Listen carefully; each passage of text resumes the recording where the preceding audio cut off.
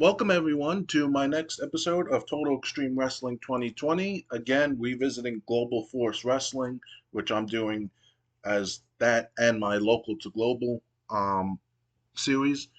I know it's been a long time since I did this. I've actually had the show ready to go, promos and everything. I just been putting it off. I really haven't been in the. I've just really been tired.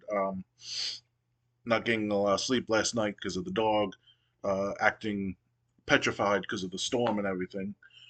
Made it for so I didn't get as much sleep as I liked. So I wasn't really feeling like streaming. So I figured I since I had this episode ready to go, might as well record this one. So yeah, this is Wrestlepacolypse. Forget the one. I don't think I can change that now. But I do have to go to like events and TV, yeah, and get these episodes unnumbered, because they're not gonna. Because when the year turns in 2015, and I go back to and I get back to a full year like in April, I'm not gonna be using the same names. I'm gonna keep changing the names up, or let GFW do the or let a TEW do the work. Um, and the only thing that's going to stay with a consistent name is the TV deal once I get one. So, with all that said, let's run the show and let's see how things go. So, Alicia and cheerleader Melissa are backstage. Alicia goes, "This was real simple. All we had to do was team up and take out Terrell Hendricks. You said if we teamed up, we would have an advantage. But someone didn't know Serena was going to come and have Taylor's back." And Melissa goes, "Maybe we have to take out Serena first, then we can focus on Taylor Hendricks." And Alicia goes, "Well, it seems like they are looking out for each other, so catching them in a situation where we can ambush one is not going to be easy." And Melissa goes, "Then we just have to take them out both at the same time, 2-on-2." Alicia goes, "Serena is a 6-time women's champion in other promotions. That's easier said than done. What's your plan B, genius?" And Melissa goes, "I don't see you coming up with the plan." And Alicia goes, "I got one that will carry out tonight. Try not to mess it up." Oh, the road agent could have put it together, so this got a 22. In a bout that didn't have much heat and terrible wrestling, Rebby Sky defeated Allison Kay by pinfall with the Sky Hard DDT, and this got a 20. And they had pretty good chemistry. So Jeff Jarrett comes out to the ring with his wife Karen, and Jeff Jarrett goes, "Global Force Wrestling is back with another show, but we seem to have a talent that is not happy.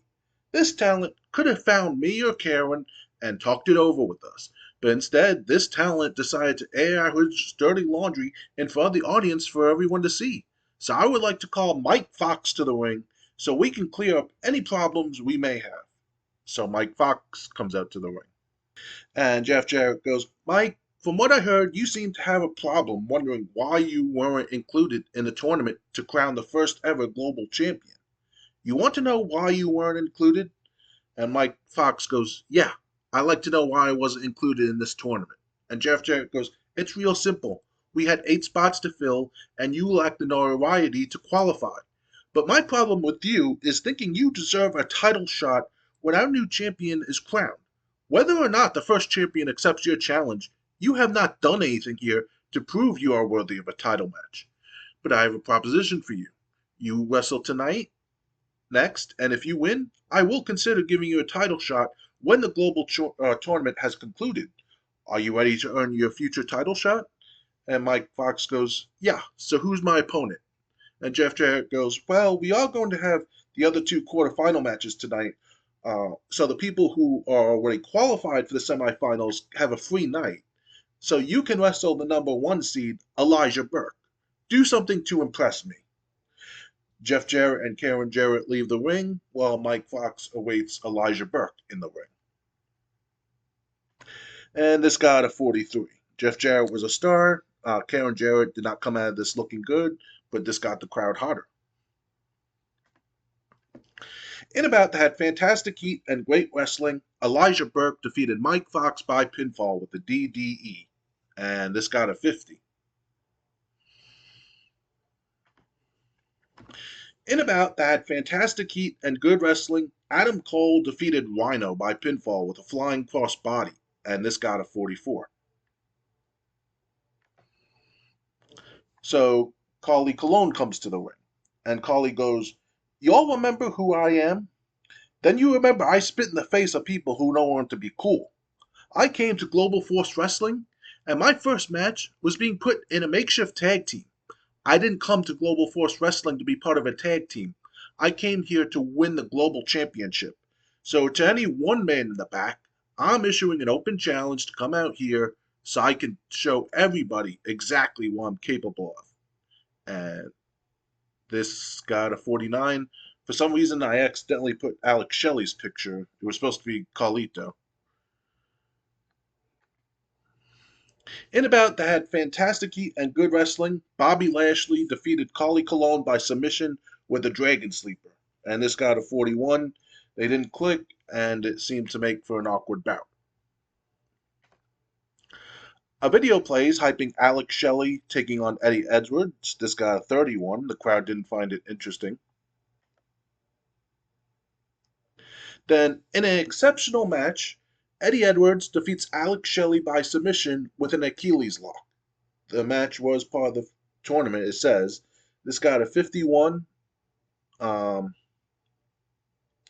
there was a lack of psychology on display. Um, then we see cheerleader Melissa coming out to the ring when the lights go off. When they return, she is down and hurt, looked dazed from the assault. Whoever attacked her is nowhere to be found. And this got a 22. In an exceptional match, Jay Lethal defeated Davey Richards by pinfall with a flying elbow drop. This was part of the tournament. Yeah, I put the Wolves in the tournament. I don't. So they would have met in the semifinals if they had both won. But I think Jay Lethal and Alex Shelley were working somewhere else, so I couldn't do those two quarterfinal matches, which is why I split it up among two events. But this got a 57. So the show got a 52. Okay. I think I know who I'm gonna.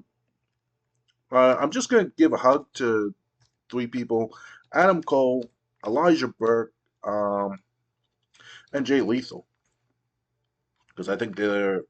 Adam Cole seemed pleased, Burke seemed pleased, Jay Lethal seemed pleased. So yeah, the semifinals should be ready to go, or at least determined who's going to be in the semifinals. Like I said, because if you watch Crash Landing, that had two quarterfinal matches. I had to do it that way because, like I said, Jay Lethal and I think Alex Shelley were wrestling somewhere else the since I don't have the notoriety to lock people under exclusive contracts. Let's go to the mail. ROH have increased their production values, drug test fees. Okay. Let's go to tournaments. If I can find them. And, oh, it'll be on this screen. Yeah. Okay. So, semifinals, Elijah Burke will take on Lashley, which that happened. I think. No. Never mind. That will be happening. And the next one was determined Jay Lethal against Eddie Edwards. So, that will be for the third event.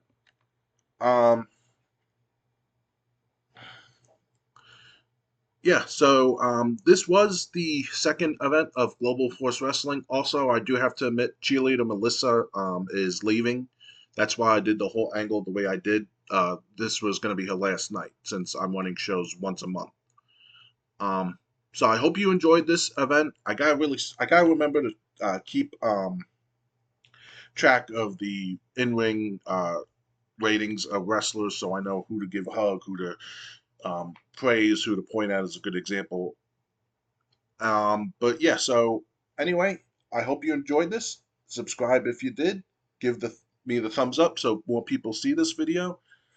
Um, and hopefully, And then hopefully you'll be looking forward to the next episode of Global Force Wrestling, which will be GFW Bravado, not GFW Bravado number one. Until then, good night, everyone.